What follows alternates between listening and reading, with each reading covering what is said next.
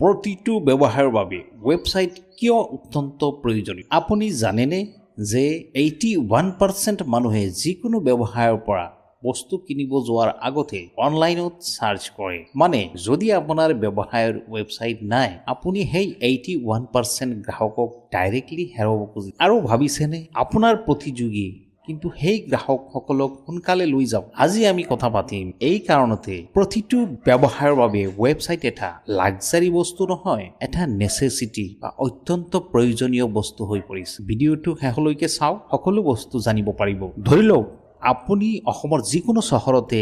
এটা দোকান খুলিছে কিন্তু সেই দোকানখন বিচাৰি মানুহে কেনেকৈ আহিব যদিহে আপোনাৰ লগত চিনাকি নাই গ্ৰাহকজনৰ আপোনাৰ প্ৰতিযোগীয়ে যদি ৱেবছাইট এটা লৈ ৰাখিছে আৰু আপুনি দ্বাৰা কোনে সাকসেসফুল হ'ব ভাবিছেনে কেতিয়াবা এই ভিডিঅ'ৰ শেষত আপুনি নিজেই বুজিব পাৰিব সকলো বস্তু নমস্কাৰ বন্ধুসকল প্ৰজ্ঞা ডিজিটেল সলিউশনছলৈ আপোনালোকক স্বাগতম আজি ডিজিটেল যুগত ইন্টাৰনেট হৈছে নতুন এখন বজাৰ আগতে মানুহে দোকানলৈ গৈ বস্তু চাই আছিল এতিয়া সকলো কাম হয় এটা স্মাৰ্টফোন এখন মোবাইলত ভাবকচোন ৰাতিপুৱা উঠি মানুহে কি কৰে ফোন ক'লে কি খাব কি কিনিব কোন ডক্টৰ তাত যাব কলো বস্তু গুগলত সাৰ্চ আৰু যদি আপোনাৰ ব্যৱসায়টো সেই সাৰ্চত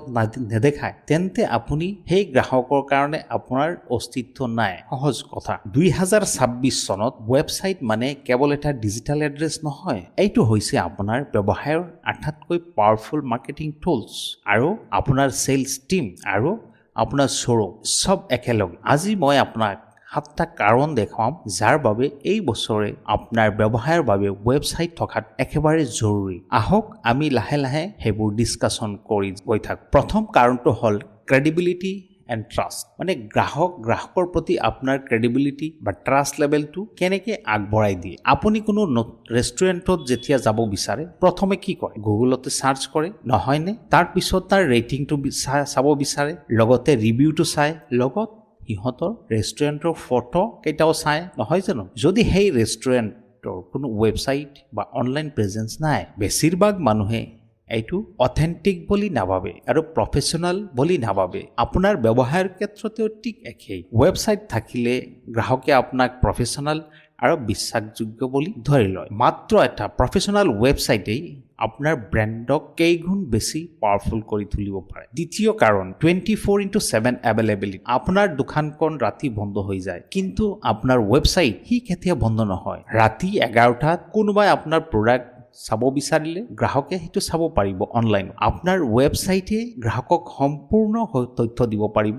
ইনফৰমেশন দিব পাৰিব আপোনাৰ প্ৰডাক্টছৰ ব্যাপাৰত আপুনি টোপনি দি থাকোতেও আপোনাৰ ৱেবছাইটে কামটো কৰি গৈ থাকে এইটোকে বলে প্যাসিভ মাৰ্কেটিং আপুনি কাম নকৰাকৈ আপোনাৰ ৱেবছাইটে কাম কৰি গৈ থাকে কাজেই আপোনাৰ প্যাসিভ মাৰ্কেটিং হৈ থাকে যেহেতু 24/7 এভেইলেবিলিটি এইটো হল ডাঙৰ এটা এডভান্টেজ তাৰ ৰিজনটো হল ওয়াইডাৰ ৰিচ আপোনাৰ বেপাৰৰ ওয়াইডাৰ ৰিচ এটা পাই যাব আপোনাৰ দোকান হয়তো অসমৰ এটা চহৰতে আছে কিন্তু আপোনাৰ ৱেবছাইট ওয়াৰ্ল্ড ওয়াইড গ্ৰাহকে চাব পাৰিব আনকি বিদেশলৈ আপোনাৰ ৱেবছাইট যাব পাৰে এজন যিকোনো ধৰণৰ বেপাৰী যদি গুৱাহাটীত বহি লণ্ডনলৈ বিক্ৰী কৰিব পাৰে কেৱল এটা ভাল ৱেবছাইটে এটো সম্ভৱ কৰি এতিয়ালৈকে আমি তিনটা কাৰণ ডিসকাশন কৰিলো তো বাকি চাৰিটা হেবোৰ আৰু ইম্পৰ্টেন্ট বিশেষকৈ কাৰণ লাষ্টৰ কাৰণ যোনটো হ'ব হেটো আৰু শুনি আপুনি চমকি যাব ভিডিওটো বন্ধ নকৰিব আপুনি চাই থাকক যদি এতিয়ালৈকে ভিডিওটো হেল্পফুল লাগিল তেন্তে এতিয়াই ভিডিওটো লাইক কৰক আৰু সাবস্ক্ৰাইব 4 নম্বৰ কাৰণটো হ'ল কম খৰচতে বেছি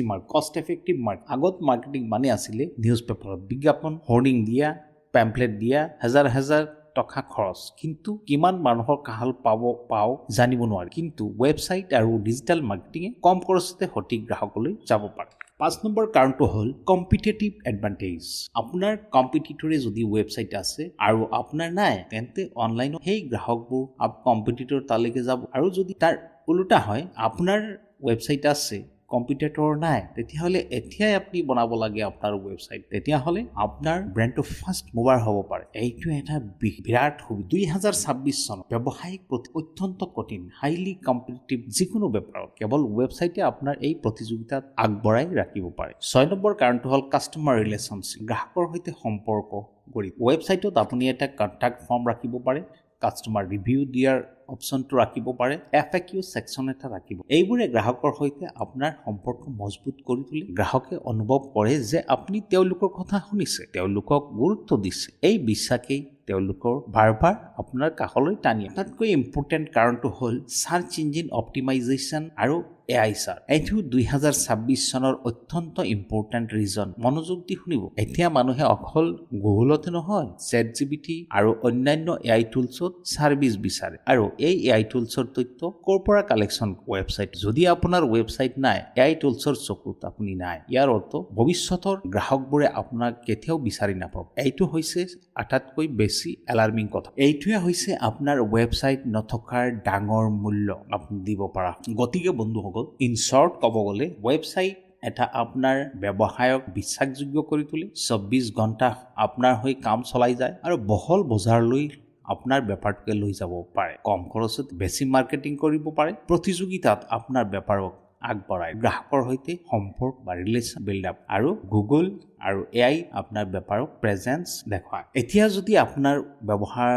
ৱেবছাইট নাই, তেন্তে বেছি দেৰি নকৰিব। প্ৰতিটো দিন আপুনি হেৰাই আছে মানে হ'ল আপোনাৰ প্ৰতিযোগী আগবাঢ়ি গৈ আছে। আজিয়ে আৰম্ভণি কৰক। এটা সৰু ষ্টেপ আপোনাৰ ব্যৱসায়ৰ ভৱিষ্যত সলনি কৰিব। যদি এই ভিডিঅ'টো আপোনাৰ কামত আহিল, এতিয়া লাইক কৰক, ছাবস্ক্ৰাইব কৰক আৰু আপোনাৰ ফ্ৰেণ্ড চাৰ্কলৰ লগত বেপাৰী ফ্ৰেণ্ড চাৰ্কল শ্বেয়াৰ কৰক। যদি আপোনাৰ কিবা কুৱেশ্যন আছে, তলত কমেণ্ট বক্সত কমেণ্ট কৰিব পাৰে। আমি অহা ভিডিঅ' চেষ্টা কৰিম আপোনাৰ কমেণ্টৰ ওপৰত লিংক কৰি এটা ভিডিঅ' বনাব চেষ্টা কৰিম। ধন্যবাদ আৰু লগ পাম